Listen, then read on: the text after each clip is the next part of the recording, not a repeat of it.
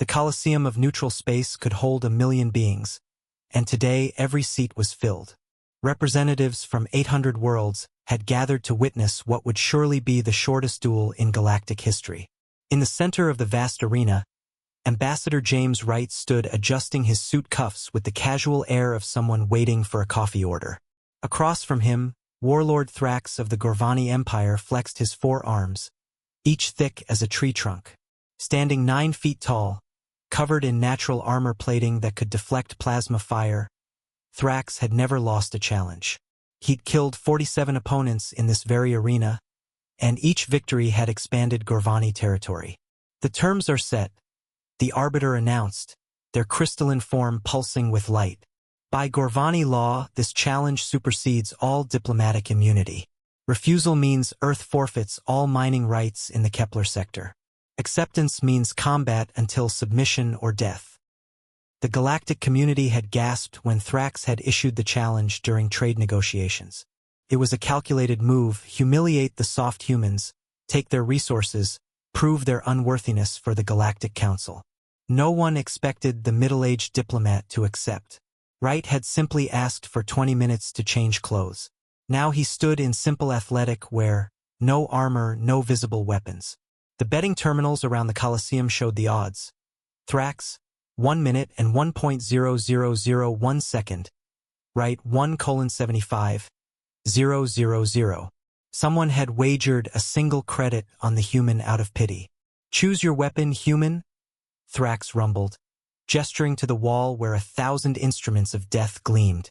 Wright walked to the wall, passing energy blades, plasma cannons, gravity hammers. He stopped at a small section labeled primitive weapons and picked up 2 items that made the audience murmur in confusion. A length of rope and a steel ball bearing. Thrax laughed, a sound like grinding stone. You choose toys? I will make your death quick. The Warlord selected his preferred weapon, the Reaper's Edge, a monomolecular blade that could slice through starship hulls. He'd used it to bisect the previous human ambassador who'd tried to negotiate with words instead of strength. The Arbiter raised their appendage. Begin. Thrax charged immediately, a blur of muscle and rage that had ended dozens of fights in seconds.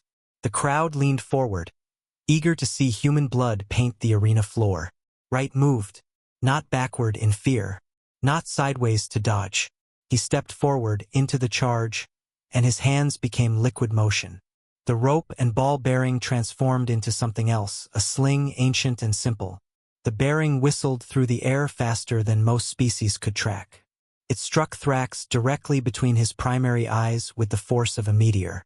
The Warlord's charge faltered. He staggered, confused.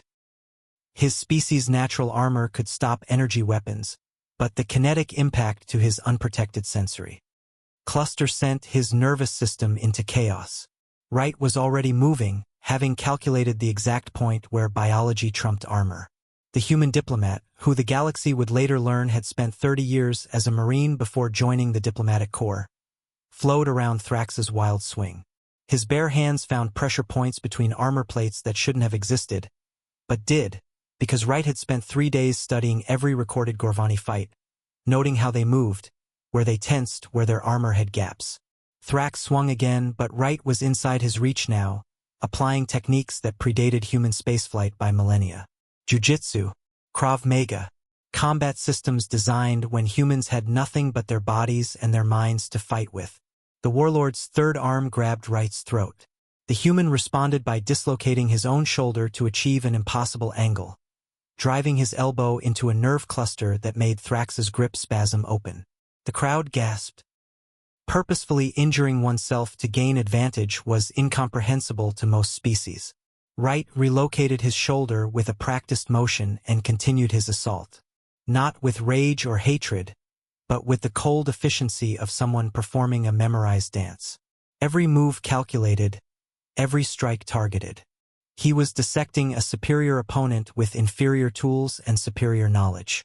When Thrax finally fell, his nervous system overwhelmed by targeted strikes to biological weak points his species had forgotten they possessed, the Colosseum was silent. Wright stood over the unconscious Warlord, breathing hard but unbroken. He looked up at the stunned crowd and straightened his torn shirt. Humanity formally accepts the Gorvani surrender of all territorial claims in the Kepler sector, he said calmly. And we propose a new addition to the Galactic Charter. Any challenge to diplomatic personnel must be preceded by a mandatory cultural exchange program. We'll be happy to teach courses on human combat history. All 20,000 years of it. The betting terminal chimed. Someone had just won 75,000 credits. It was right. He'd bet on himself.